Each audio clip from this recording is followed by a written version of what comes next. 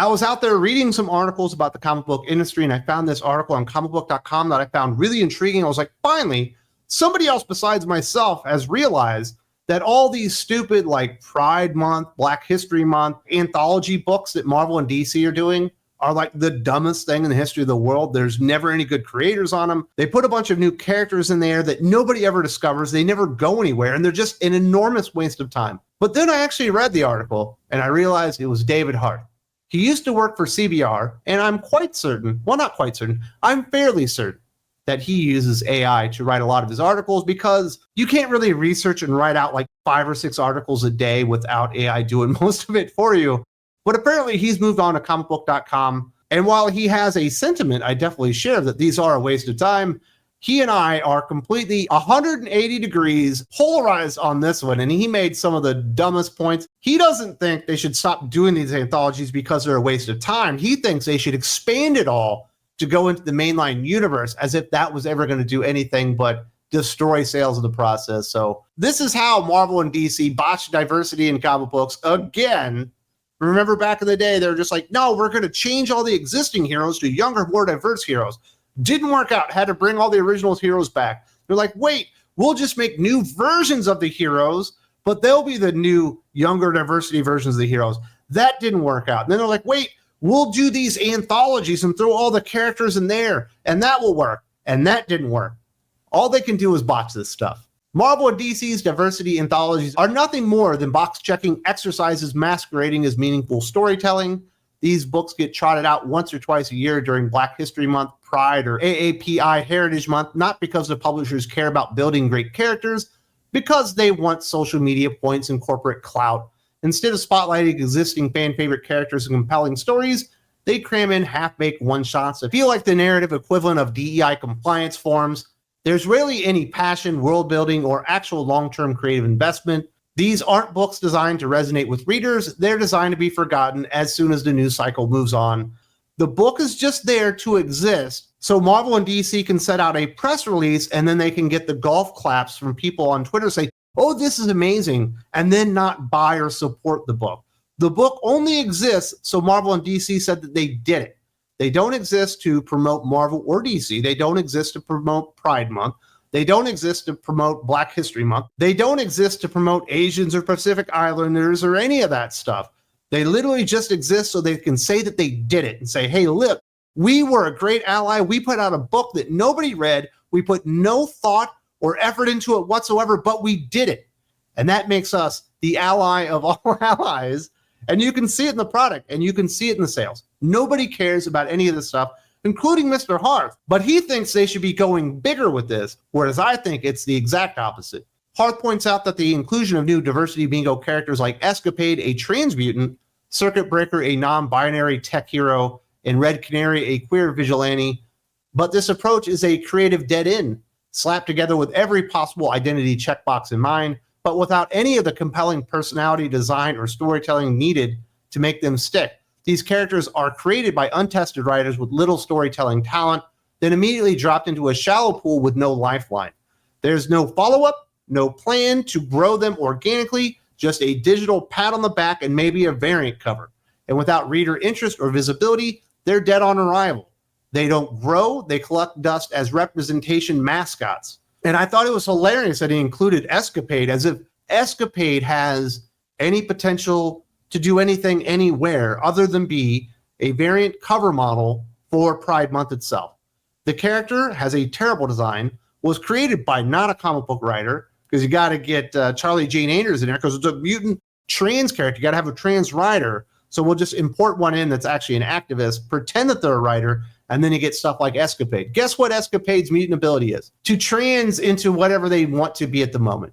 I'm not even joking. They couldn't even give Escapade a decent power set whatsoever.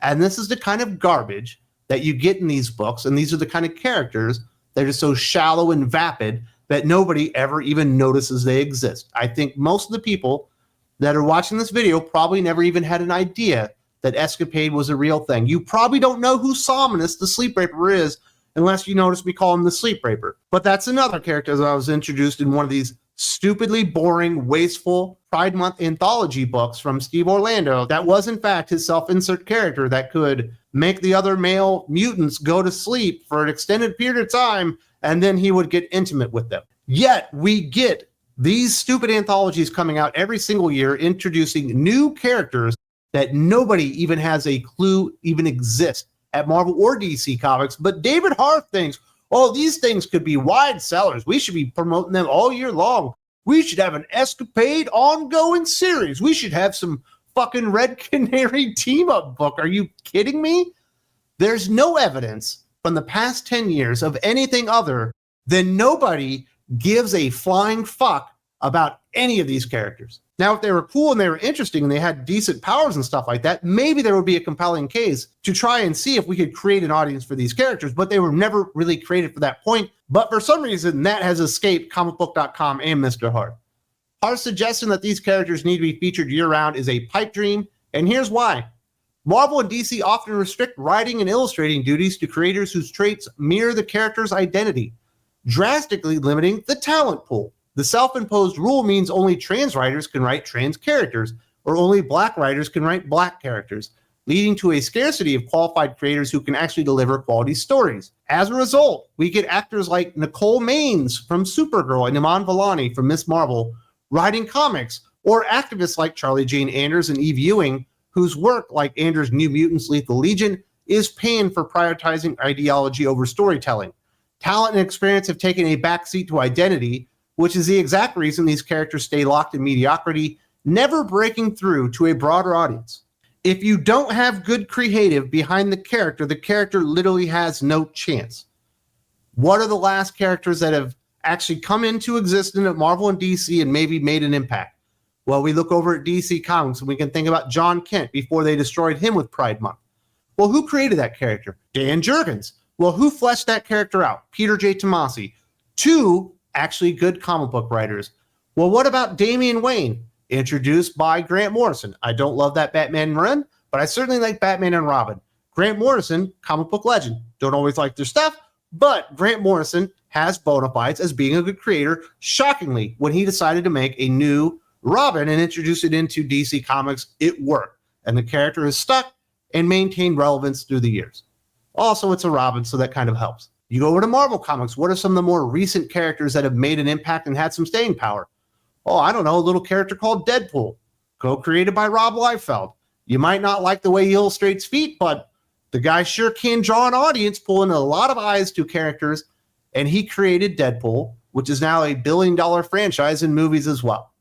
Shockingly, Rob Liefeld, track record of enormous success in comic books, can create a character that people care about. None of these people are that. I love Iman Vellani. She seems like a great person.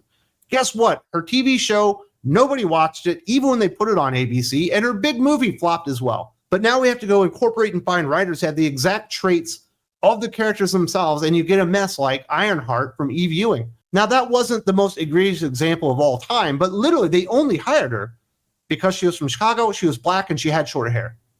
That is ridiculous. You should be going out there to hire the best writers that have the best ideas on these characters. Charlie Jane Anders was a trans activist, had never produced a successful comic book in his life. Guess what's true today? Still hasn't produced a successful comic book in his life. It is beyond weird what DC and Marvel are doing when they're casting their writers based on the characters that they would like to be written. Writers are basically being pigeonholed into characters based on their immutable traits, i.e. their race or their sexuality. It is the most ridiculous policy that Marvel or DC have ever implemented, and for some reason, to this day, it's still going on. It is the most reductive thing I've ever heard my entire life, and I'm not surprised that they're still doing it, but I'm kind of surprised they're still doing it because it's never worked. It's only driven people away. The most frustrating part of this approach is that Marvel and DC have had diversity baked into their universes for decades, yet they ignore established characters in favor of new, poorly received ones. Why create tokenistic Black, Asian, Hispanic, gay, lesbian, or trans characters when heroes like Luke Cage, Katana, Jessica Cruz, Midnighter and Apollo, or Batwoman, characters with decades of history and built-in audiences, languish without meaningful stories? Comics didn't just magically break the race, gender, or sexuality barrier in the last few years. Luke Cage debuted in 1972, Katana in 1983, Midnighter and Apollo 1998. Instead of leveraging these legacy heroes, Marvel and DC opt for gimmicks like Asian Hulk or Black Batman or Gay Superman or a trans Flash, which have consistently driven fans away, not because they hate diversity, but because they see through the lazy, performative nature of it all. Real fans want great stories, not token characters propped up by corporate pandering. There are plenty of characters that represent communities around the world that exist in Marvel and DC that actually do have hype, they have acclaim, they have audiences with them. Yet for some reason, Marvel just leaves Luke Cage, Power Man on the sidelines. And from what I've been told, the reason that Tim Drake Robin is gay right now, it's not because it made sense for the character, they just kind of did it to him, is because they had a meeting. They said, hey, we need an LGBTQ representative Bat character.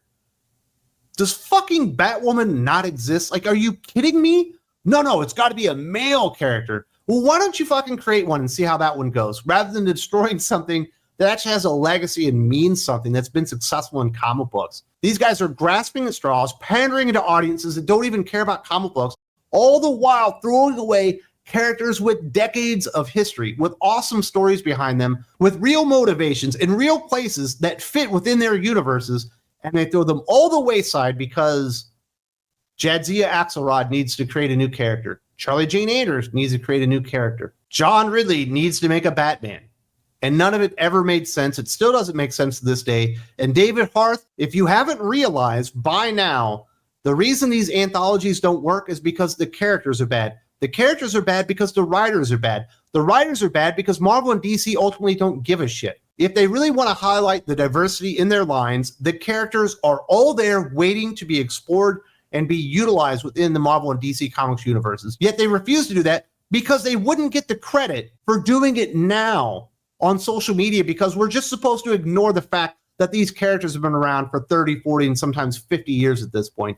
It's absolutely ridiculous. And David Harth, enjoy your time at comicbook.com. You have made that a lesser site by being there with your stupid takes. You are one of the biggest dumbasses in all of comic books media, if you want to even consider yourself that. If you appreciate these kind of honest points of view, honest takes on comic books that you will not get anywhere else but right here on Thinking Critical YouTube, and you would like to help support that mission, there is one place to do it. It's Thinking Critical Patreon. There's a link in the video description. There's a button right here, and I hope to see you there very soon. We've got over 36 hours of new podcasts going live every single month on the Patreon.